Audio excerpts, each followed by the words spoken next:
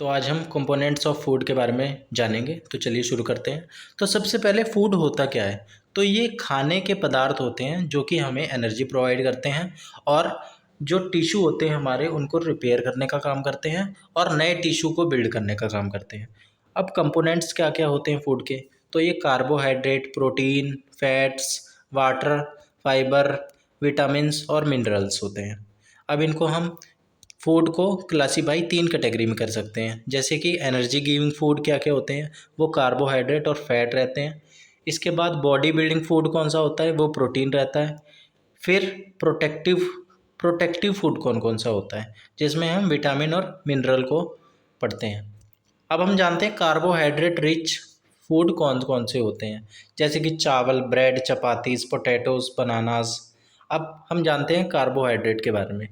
तो कार्बोहाइड्रेट ऐसा कंपाउंड होता है जिसमें 3 एलिमेंट रहते हैं जो कार्बन, हाइड्रोजन और ऑक्सीजन से मिलके बनता है। अब the main carbohydrate found in our food are in the form of glucose. ये मेन तरह से ग्लूकोज के फॉर्म में रहता है, शुगर और स्टार्च के फॉर्म में रहता है। अब सोर्स क्या क्या होते हैं कार्बोहाइड्रेट के? तो कुछ प्रकार के सीरियल्स, अनाज, जैसे कि गेहूँ और मेज़, मक्का, चावल, ज्वार, बाजरा, potato, sugar, honey, bread, jaggery, sugar cane, sugar beet, ये सारे सोर्सेज हो गए। अब फंक्शंस क्या क्या होते हैं कार्बोहाइड्रेट के? तो ये सबसे पहले हमें एनर्जी प्रोवाइड करने का काम करते हैं। इसके बाद ये सबसे चीपेस्ट सोर्स ऑफ एनर्जी होते हैं, मतलब ये प्रचुर मात्रा में होते हैं और हमें आसानी से मिल जाते हैं। अब हम फूड जिसमें फैट ज़्यादा होता है वो होते हैं ऑयल, बटर, चीज़, नट्स, इन सब में फ़ैट ज़्यादा होता है। अब फ़ैट के सोर्स क्या क्या होते हैं, जैसे कि मैंने आपको बता ही दिया, ऑयल, घी, बटर, एग, मीट एट्सेट्रा। ठीक है। अब फ़ैट का फंक्शन क्या होता है, अब हम ये जान लेते हैं, मतलब फ़ैट कार्य क्या करता है। तो फ़ैट भी हमें एनर्जी ही देता है, पर ये कार्बोहाइड्रेट से ज़्यादा मात्रा में एनर्जी देता है। तो इसे इसकी इसकी ज़रूरत हमें कार्बोहाइड्रेट से थोड़ी कम रहती है। सबसे ज़्यादा हमें ज़रूरत रहती है कार्बोहाइड्रेट की। अब हम जानते हैं प्रोटीन के बारे में। तो सबसे पहले हम जान लेते हैं कि प्रोटीन रिच फूड कौन कौन से होते हैं, जैसे कि दूध हो गया, चिकन, दाल, ऑयल, सीड्स, एग, नट्स, ये सारे प्रोटीन रिच फूड हैं। अब प्रोटीन भी एक कॉम्प्लेक्स कंपाउंड है जो कि कार्बन, हाइड्रोजन, ऑक्सीजन, नाइट्रोजन और सल्फर से मिलकर बनता है।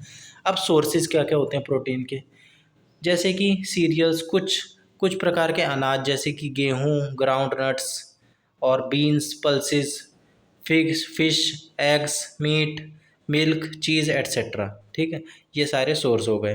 अब फंक्शन क्या होता है प्रोटीन का? तो इससे हम मेन तौर पे पढ़ते हैं बॉडी बिल्डिंग सोर्स के तौर पे, यानी कि ये हमारी बॉडी बनाने का काम करता है। आपने देखा भी होगा जो जिम वगैरह जाते हैं, जो कसरत करते हैं, उनको प्रोटीन की बहुत ज़रूरत रहती है, क्योंकि उन्हें मसल मास अपना बढ़ाना होता है, यानी कि उन्हें बॉडी बिल्ड करनी होती है। अब ये इसके अलावा ये हमारे ग्रोथ में और बॉडी को रिपेयर करने में भी मदद करता है, और इसे बॉडी बिल्डिंग फूड तो कहते ही हैं। अब यहाँ पे आप देख सकते हैं कि बहुत प्रोटीन रिच फूड आपको दिख रहा है, कई सारे इसमें फल हैं, ठीक है, वेजिटेबल्स हैं। तो ये अब हम जान लेते हैं विटामिन्स के बारे में। तो विटामिन्स क्या होता है, ये एक तरह का कार्बोनिक कंपाउंड, ऑर्गेनिक कंपाउंड होता है। ठीक है, और ये हमें बहुत थोड़ी मात्रा में चाहिए होता है, और ये हमें नॉर्मल हेल्थ और डेवलपमेंट के लिए बहुत ज़रूरी होता है, बहुत इम्पॉर्टेंट रहता है। लेकिन इसकी मात्रा हमें बहुत थोड़ी सी चाहिए होती है, ज़्यादा मात्रा में विटामिन्स नहीं हमारी बॉडी को ज़रूरत रहती है। अब विटामिन का कार्य क्या रहता है, वो क्या काम करता है? Vitamin help in protecting our body against diseases, यानी कि ये हमें बीमारियों से बचाने का काम करता है, हमारी आँखों को नरिश करने का काम करता है और हेल्दी बनाने का, और इसके अलावा बोन्स, टीथ, गम हेल्दी रखने का काम करता है हमारे, यानी कि मसूड़ों को, हड्डियों को, दांतों को भी मजबूत बनाने का और हेल्दी रखने का काम करता है। अब विटामिन भी अलग अलग प्रकार के होते हैं जिनके अलग अलग नाम हैं, जैसे कि vitamin A, vitamin D, vitamin E, vitamin के, और इसको भी हम 2 कैटेगरी में विभाजित करते हैं। कुछ विटामिन होते हैं फैट सॉल्यूबल, यानी कि वो फैट में जाके डिज़ोल्व होते हैं, और कुछ होते हैं वाटर सॉल्यूबल। तो जो वाटर सोल्यूबल होते हैं वो होते हैं बी, सी, ठीक है। सिर्फ बी और सी ऐसे विटामिन हैं जो पानी में घुलनशील होते हैं। इसके अलावा ए, डी, ई, के, ठीक है, ये जो बाकी के अन्य विटामिन बच गए ये फैट में जाके घुलते हैं। अब यहाँ पे आपको विटामिन्स का चार्ट दिख रहा होगा कि विटामिन ए किस लिए ज़रूरी है और उसका सोर्स क्या क्या है। तो जैसे कि विटामिन ए हमारी जो है ज़रूरत पूरी करता है नॉर्मल ग्रोथ के लिए, डेवलपमेंट के लिए, और आँखों की रोशनी बढ़ाता है, ठीक है, और हेल्दी रखने में, और एंटी इन्फेक्टिव होता है ये। तो मुख्य रूप से इसको हम आँखों की रोशनी बढ़ाने वाला विटामिन का कहते हैं। और इसके सोर्स मुख्य रूप से सेब, गाजर, पपाया और मिल्क, कैबेज, बटर, ये सारे होते हैं। इसके बाद विटामिन बी आप देख सकते हैं, विटामिन बी कॉम्प्लेक्स, ठीक है। इसमें vitamin B1, B2, B6, B12, इसकी अलग अलग कैटेगरी है। इसके सोर्स आप स्क्रीन पे देख ही सकते हैं। विटामिन सी मुख्य रूप से खट्टे फलों या सब्जियों में पाया जाता है जिसमें थोड़ी सी खटास होती है, और ये स्किन को हमारी हेल्दी रखने का काम करता है। और इसके अलावा गम्स को भी, हमारे मसूड़ों को भी हेल्दी रखने का काम करता है, और बीमारियों से भी ये हमारी रक्षा करता है, फ्लू और सर्दी जुकाम से भी। इसके बाद विटामिन डी जो होता है वो हमारी हड्डियों की मजबूती के लिए बहुत इम्पॉर्टेंट रहता है, ठीक है। और ये दूध, मिल्क और एग वगैरह में प्रचुर मात्रा में पाया जाता है। अब विटामिन ई किन किन में होता है? विटामिन ई हमारी नॉर्मल रिप्रोडक्शन वाली जो चीज़ें होती हैं, यानी कि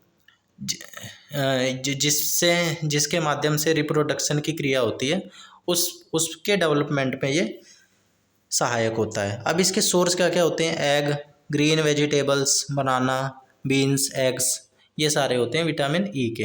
अब विटामिन के किस लिए ज़रूरी होता है?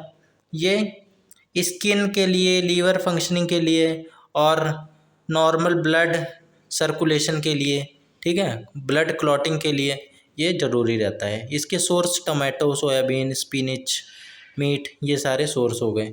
आगे आप देख सकते हैं। अब हम मिनरल्स के बारे में जानते हैं कि मिनरल्स क्या होते हैं। तो ये इनऑर्गेनिक कंपाउंड होते हैं, ठीक है, जो कि मेटल और नॉन मेटल एलिमेंट से मिलके बनते हैं, ठीक है, जो कि नॉन मेटल भी हो सकते हैं और नॉन मेटल भी हो सकते हैं। बस ये इनऑर्गेनिक रहते हैं, यानी कि इसमें कार्बन की मात्रा नहीं रहती है, और ये भी हमें बहुत थोड़ी मात्रा में इसकी ज़रूरत रहती है। अब इसके फंक्शन क्या क्या होते हैं? तो फिर ये भी हमारे दांतों के लिए और हड्डियों के लिए बहुत महत्वपूर्ण योगदान देते हैं, और प्रॉपर ग्रोथ के लिए और गुड हेल्थ मेंटेन करने के लिए भी ये ज़रूरी रहते हैं। अब कौन कौन से सोर्स रहते हैं मिनरल्स के, या क्या क्या उसको हम कहते हैं? मिनरल्स आखिर होते क्या क्या हैं? तो ये कैल्शियम क्लोराइड जो कि नमक में होता है, कैल्शियम दूध वगैरह में, चीज़ में, हरी पत्तेदार सब्जियों में रहता है, ठीक है, अंडों में। अब क्लोराइड ये रहता है, ये भी हरे पत्तेदार सब्जियों में, टमाटो में, ठीक है, इन सारी चीज़ों में रहता है, और ये हमारी डाइजेशन वगैरह में बहुत मदद करता है। मैग्नीशियम होल ग्रेन फूड में, सीरियल्स में, एट्सेट्रा, इन चीज़ों में रहता है। ये नर्व फंक्शनिंग में बहुत इंपॉर्टेंट रहता है। फोस्फोरस नट्स वगैरह में, सीड्स में, लेग्यूम्स में रहता है, और ये मेम्ब्रेन फंक्शन के लिए, सेल मेम्ब्रेन फंक्शन के लिए बहुत ज़रूरी रहता है।